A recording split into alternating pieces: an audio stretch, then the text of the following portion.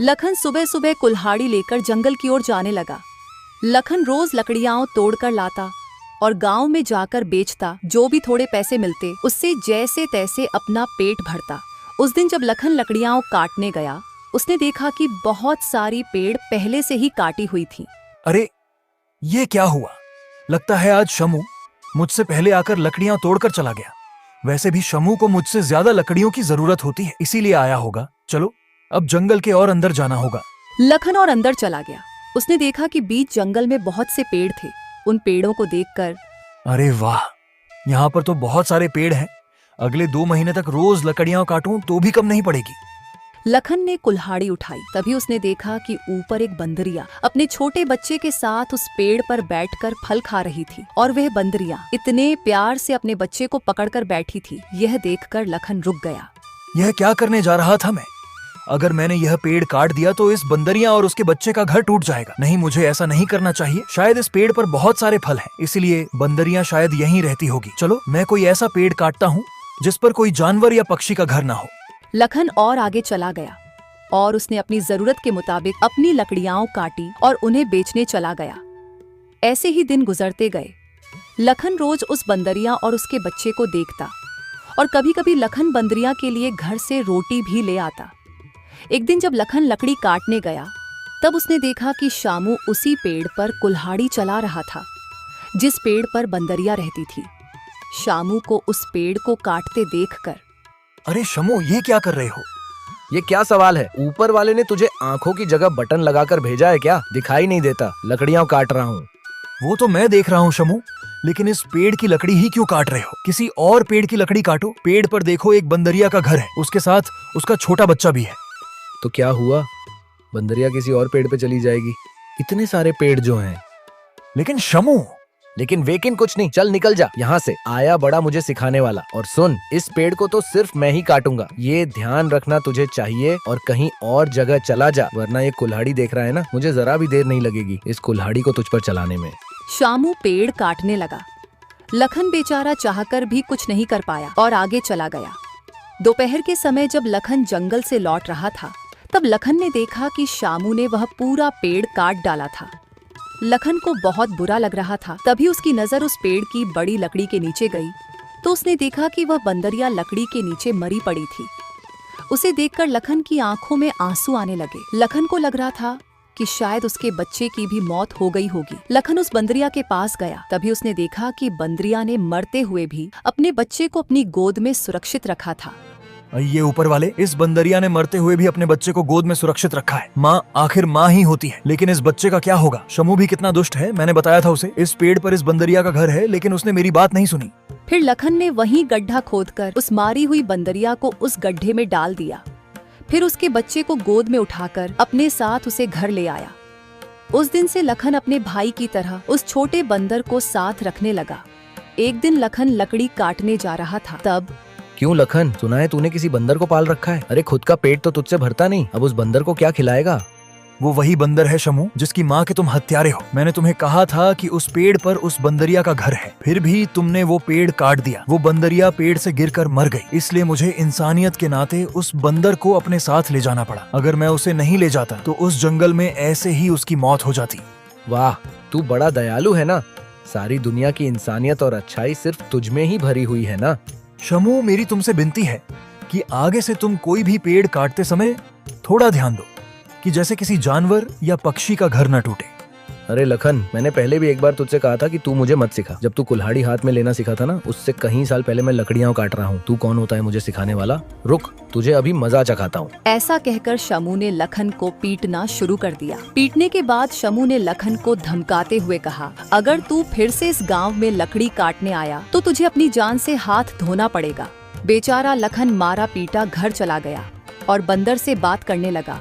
चलो दोस्त, अब इस गांव से हमारा दाना पानी उठ गया है। उस शमू ने मुझे पीटकर साफ साफ चेतावनी दी है। अब जान बचानी है तो इस गांव को छोड़कर जाना ही बेहतर होगा। चलो हम कहीं और जाकर अपनी अपनी दुनिया बसाएंगे। लखन बंदर को अपने कंधे पर बैठाकर गांव से कहीं दूर जाने के लिए निकल गया।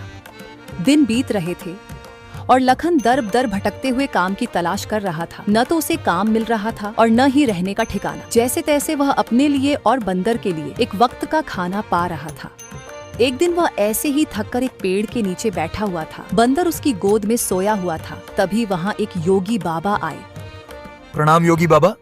कर लिया हूँ पुत्र। एक बात बताओ, तुम इस बंदर को ऐसे गुड्डे में लेकर क्यों बैठे हो? बाबा, इसने अपनी माँ को खो दिया है। इसका अब इस दुनिया में कोई नहीं है, इसीलिए मैं इसे अपने साथ अपने घर ले आया था। हमारे गांव के एक गुंडे की वजह से मुझे गांव छोड़ना पड़ा। अब मैं काम की तलाश में थकते थकते बैठा हुआ हूँ।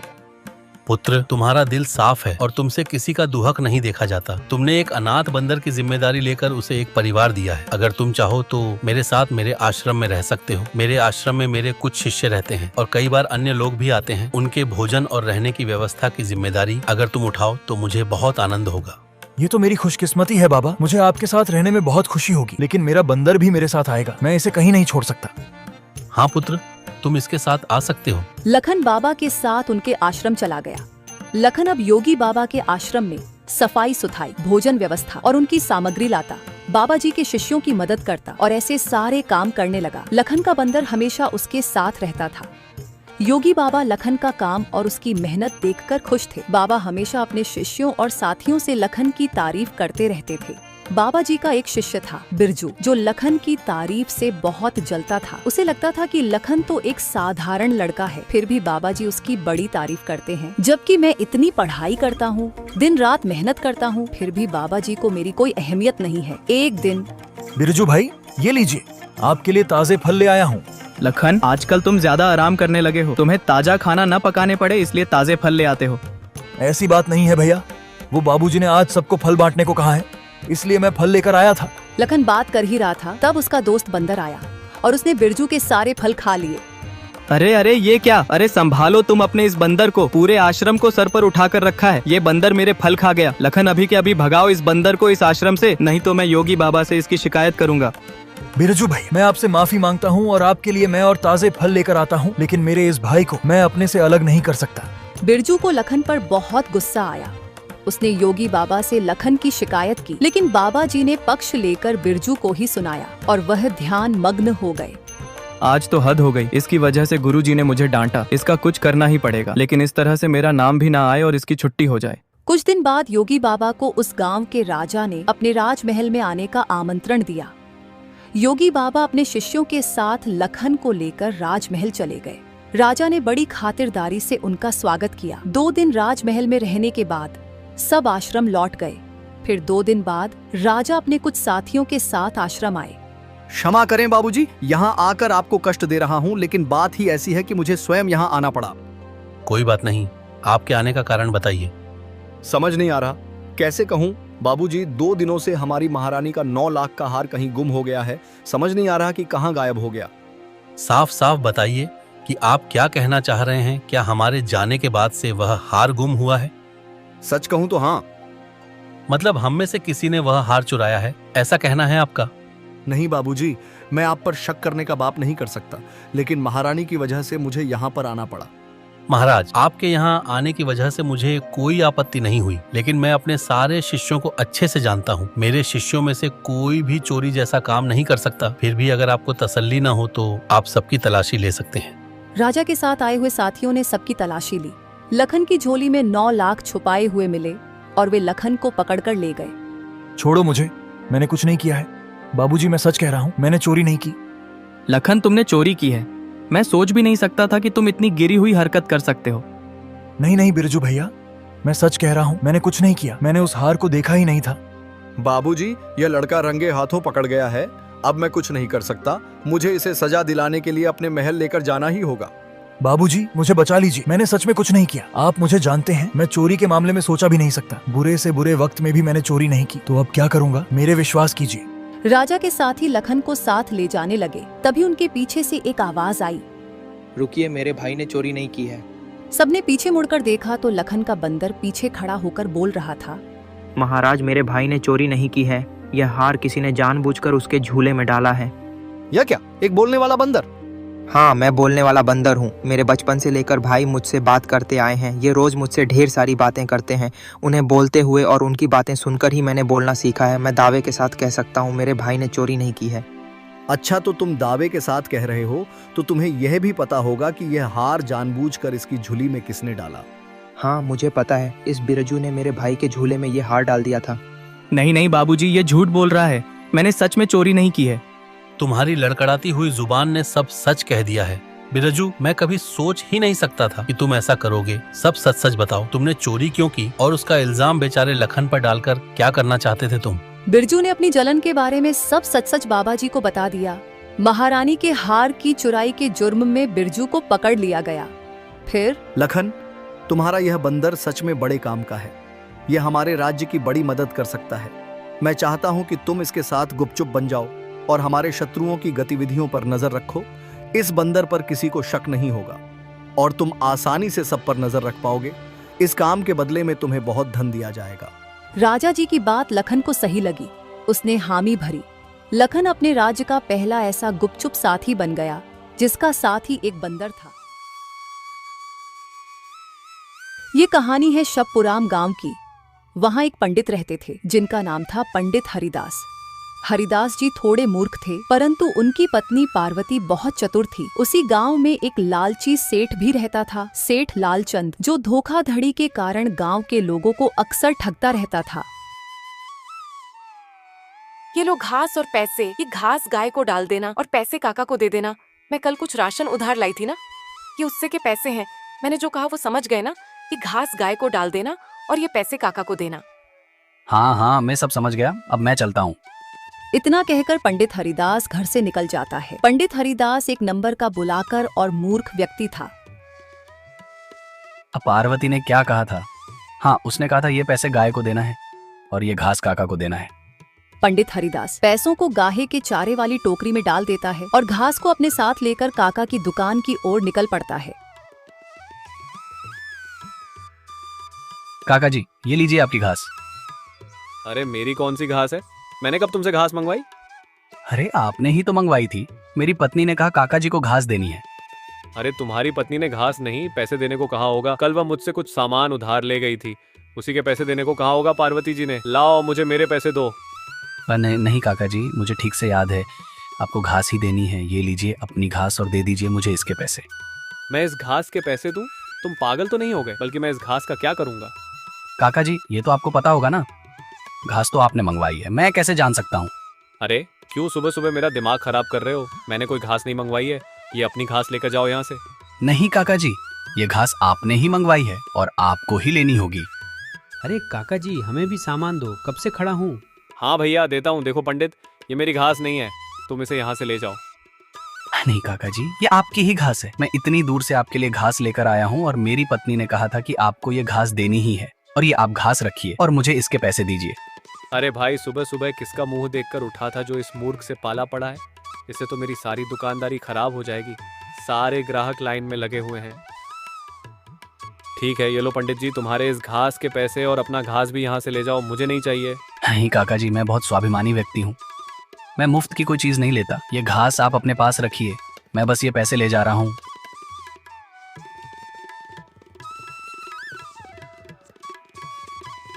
ये लो पैसे। ये कैसे पैसे हैं? और मैंने तुम्हें जो पैसे दिए थे वो तुमने लाला जी को दे दिए ना? अरे काका जी ने तो दिए हैं ये पैसे। जो तुमने घास दिए थे ना, वो मैंने काका जी को दे दिए और बदले में उन्होंने मुझे ये पैसे दिए। बड़ी मुश्किल से उनसे ये पैसे लिए हैं, देने को ही तैयार नहीं हो रहे थे। वो घास तुमने लाला जी को दे दी, तो पैसों का क्या किया? पैसे तो मैंने गाय को खिला दिए। अरे ऊपर वाले, मेरी भी मति मारी गई थी जो मैंने इनको किसी काम के लिए कहा। अरे पैसे भी कोई गाय को खिलाता है क्या? गाय पैसे नहीं, घास खाती है। अरे मैंने तो ये सोचा ही नहीं, आखिर वो गाय उन नोटों को कैसे खाएगी और इतने नोटों में उसका पेट कैसे भरेगा। अरे ऊपर वाले, मैं क्या करूं इस इंसान का? इससे अच्छा था शाम को वक्त निकालकर मैं ही काका जी को पैसे दे आती। दोस्तों, आपने गांव के पंडित की एक झलक तो देख ही ली। अब हम आपको इस गांव के लालची सेठ के घर की एक झलक दिखाते हैं। एक हफ्ता होने को आया, अभी तक मेरे हाथ में गांव का कोई मूर्ख नहीं लगा, जैसे मैं अपनी बातों की माया के जाल में फंसाकर उसे मूर्ख बनाकर उसे ठग सकूं। चलो गांव में थोड़ा घूम कर आते हैं, आखिर कौन बनेगा मेरा अगला शिकार।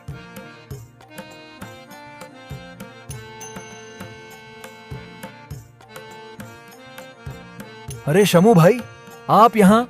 बरसों बाद दर्शन हो रहे हैं आपके। कहाँ रहते हो इन दिनों? और मैंने सुना है कि तुम्हारी बीवी मायके चली गई है। हाँ लालचंद, बिल्कुल सही सुना है तुमने। वह उसके मायके में उसके भाई की शादी थी तो वह वहीं गई थी। तो तुम नहीं गए अपनी बीवी के साथ अपने ससुराल? नहीं, मैं नहीं गया। मरना है क्या उसके साथ जाकर? सारे दिन यहाँ घर में रहकर परेशान करती रहती है। कभी ये लेकर आओ, कभी वह लेकर आओ, कभी इधर जाओ तो कभी उधर जाओ। अगर मायके में लेकर चली गई तो सारा दिन मायके का काम कराती रहेगी। इसीलिए मैं नहीं गया, और वैसे भी वह घर पर नहीं है तो मुझे कोई रोक टोक नहीं करता। बस आराम से रात में सोता हूँ और दिन में यहाँ अपने यार दोस्तों के साथ गप्पे मारने और लड़ाई झगड़े करने के लिए आ जाता हूँ। अच्छा, तो खाना कौन बनाता है तुम्हारे लिए जब बीवी ही मायके गई हुई है तो? हाँ, बस खाने की ही तो दिक्कत है। वह नहीं है तो बाहर से खाना खरीद कर खा रहा हूँ। इसे 2-3 दिन बाद ही उससे वापस ले आऊंगा।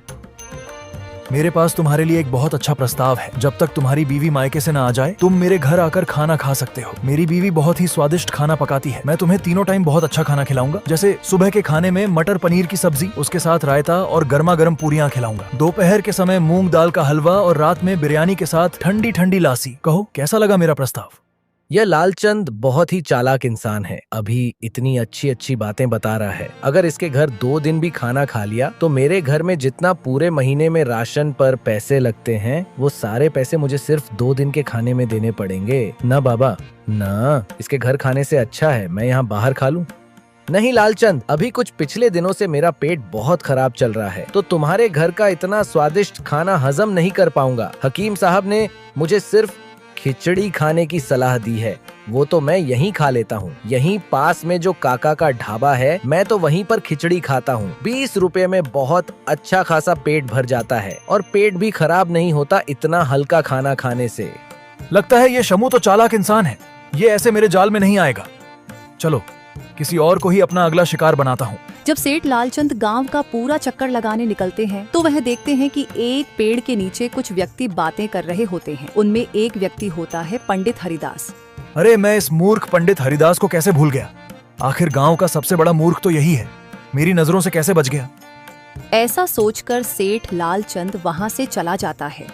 अगले दिन सेठ लालचंद पंडित हरिदास को अपने जाल में फंसाने की योजना बनाता है। उसने सोचा कि पंडित की मूर्खता का फायदा उठाकर उसे ठगना आसान होगा। सेठ ने पंडित हरिदास को अपने घर बुलाया और कहा, पंडित जी, आप तो हमारे गांव के ज्ञानी पुरुष हैं। मुझे आपसे एक सलाह चाहिए। मेरे पास एक अनमोल हीरा है। इसे मैं बेचना चाहता हूँ, लेकिन मुझे इसकी सही कीमत नहीं पता। क्या आप इसकी कीमत बता सकते हैं? पंडित हरिदास बिना कुछ सोचे समझे कहा, सेठ जी, मैं तो हीरों की पहचान नहीं करता, पर मेरी पत्नी पार्वती इस मामले में जानकार हैं। मैं उसे लेकर आता हूँ। हाँ, क्यों नहीं, जाओ जाओ। तुम अपनी पत्नी को भी ला सकते हो। मैं भी तो देखूं उसे कितनी हीरो की पहचान है। जाओ जाओ, जल्दी जाओ।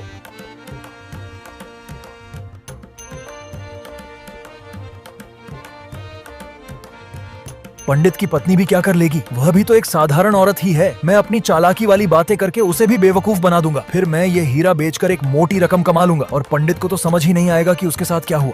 पंडित हरिदास अपने घर लौटकर पार्वती से कहता है, पार्वती, सेठ लालचंद के पास एक अनमोल हीरा है। उसने मुझे उसकी कीमत बताने को कहा, पर मैंने उससे कह दिया कि तुम इस मामले में जानकार हो। सेठ लालचंद बहुत चतुर आदमी है। उसने जरूर कुछ चाल चली होगी।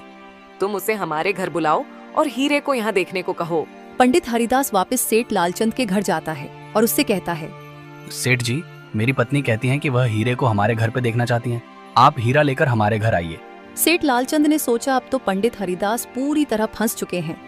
वह हीरा लेकर पंडित हरिदास के घर पहुंचा। पंडिताइन जी, यह है वह अनमोल हीरा। कृपया इसकी सही कीमत बताएं। पार्वती उस अनमोल हीरे को अपने हाथ में लेती है और उसे दीवार पर रगड़ती है। जैसे ही वह हीरे को रगड़ती है, पार्वती समझ जाती है कि यह हीरा नकली है। इसके बाद वह सेठ लालचंद को यह बताती है, सेठ जी, ये तो नकली हीरा है। अरे, ये तुम कैसी बात कर रही हो? जब ये अनमोल हीरा तुम्हारे हाथ में आ गया तो ये नकली हो गया। लाओ, मुझे मेरा हीरा वापस करो। यह लीजिए सेठ जी, आपका हीरा। वैसे भी हमें इसकी कोई जरूरत नहीं। अरे, ये नहीं, वह दूसरा हीरा जो मैंने तुम्हारे पति को दिया है, वह वापस करो। सेठ जी, आपने तो मुझे कोई हीरा नहीं दिया। ये एक ही हीरा था जिसकी आप मुझसे कीमत पूछ रहे थे। इसके अलावा आपसे कोई हीरा नहीं लिया। अच्छा, मैं सब समझ रहा हूँ तुम्हारी चाल। तुमने वह हीरा छुपा दिया है और पैसे देने का वक्त आया तो तुम मेरे इस हीरे को नकली बता रहे हो। तुम दोनों मुझे अभी के अभी मेरा हीरा वापस करो या उसके पैसे दो। किस बात के पैसे सेठ जी? जब ये कह रहे हैं कि इन्होंने आपका हीरा लिया ही नहीं, तो इनके पास आपका हीरा कैसे आएगा? और अगर हमने आपका हीरा लिया भी होता तो वो हमारे पास ही होता ना। एक तो चोरी, ऊपर से सीना जोरी। तुम भी इसमें अपने पति के साथ मिली हुई हो। तुम दोनों ऐसे नहीं मानोगे। अब लगता है इसका फैसला पंचायत को ही करना पड़ेगा। मैं तुम दोनों ही शिकायत पंचायत में लगाऊंगा कि किस तरह तुम लोगों ने मेरी हीरे की चोरी की। ये बात अब पंचायत तक पहुंच जाती है। पंडित हरिदास, तुमने सेठ लालचंद का कोई हीरा लिया है और अब तुम कह रहे हो कि तुम्हारे पास अब हीरा नहीं है। नहीं मुखिया जी, मैंने सेठ लालचंद से कोई हीरा नहीं लिया। मुझे बहुत अच्छे से याद है, इन्होंने मुझे बस हीरे की कीमत पूछी थी और मैंने उन्हें यही कहा था कि मुझे हीरो की पहचान नहीं है, मेरी पत्नी को ज्यादा पहचान है। नहीं सेठ जी, पूरा गांव जानता है कि पंडित हरिदास बहुत बड़ा मूर्ख है। इसने मुझसे एक हीरा लिया था और कहा था कि पैसे घर आकर ले लेना, लेकिन जब मैं पैसे लेने इसके घर गया तो इसने मना कर दिया और कहा कि उसने कोई हीरा नहीं लिया है। नहीं मुखिया जी, ये सेठ लालचंद बिल्कुल झूठ बोल रहा है। हमने ऐसा कुछ नहीं कहा, बल्कि ये सेठ लालचंद खुद घर चलकर आए थे अपने हीरे की कीमत लगाने। और जब मैंने कहा कि इनका हीरा नकली है तो ये कहते हैं मेरे पति ने इनसे और हीरे लेकर कहीं छुपा दिए हैं। लेकिन मुखिया जी, मैं अपने पति को अच्छे से जानती हूँ। हाँ, वह थोड़े नादान और बुलाकर जरूर हैं, पर ये कभी चोरी नहीं कर सकते। ये सब इस सेठ लालचंद की चालाकी है। वैसे भी गाँव के हर एक व्यक्ति को पता है सेठ लालचंद की चालाकियों के बारे में। अच्छा लालचंद, तो तुम बता सकते हो कि तुम्हारा हीरा कैसा था? क्या उस हीरे जैसे कोई और हीरा तुम्हारे पास है? नहीं मुखिया जी, एक ही हीरा था मेरे पास जो इस हरिदास ने ले लिया है। तो ठीक है, अब इसका फैसला पंचायत ही करेगी। जैसा कि सेठ लालचंद का कहना है कि उनके पास एक ही हीरा था जो पंडित हरिदास ने चोरी कर लिया है और अब तुम दोनों के घरों की छानबीन की जाएगी। अगर उसके घर से वह हीरा मिला तो वह ही असली चोर है। ये सुनकर सेठ रामलाल घबराता है।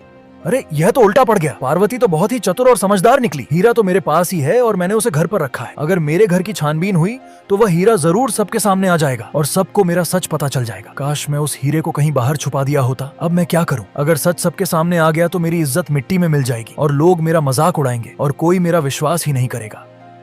मुखिया जी, जाने दीजिए, मैं इस बात को और आगे नहीं बढ़ाना चाहता। वैसे मैं मेरा हीरा लेकर ये कौन सा रातों रात अमीर बन जाएंगे। मैंने इन्हें माफ किया मुखिया जी। मुझे कोई इनके घर से तलाशी नहीं चाहिए।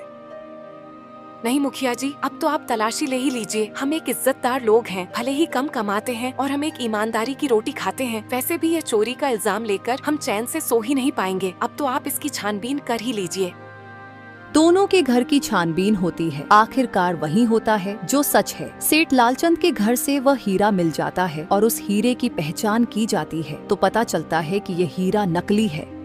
मुझे तुमसे ये उम्मीद नहीं थी। इतनी पैसे वाले होकर भी तुम इन बेचारे लोगों को परेशान करते हो, उन पर चोरी का झूठा इल्जाम लगाते हो। शर्म नहीं आती तुम्हें ऐसे करते हुए? जो तुमने किया है अब इसका तुम्हें भुगतान करना होगा और इसके लिए अब तुम्हें जमीन का एक छोटा सा हिस्सा हरिदास को देना होगा। इस तरह से लालचंद का चेहरा सबके सामने आ जाता है और लालचंद अपने आप को बहुत ही आनबानिक महसूस करता है।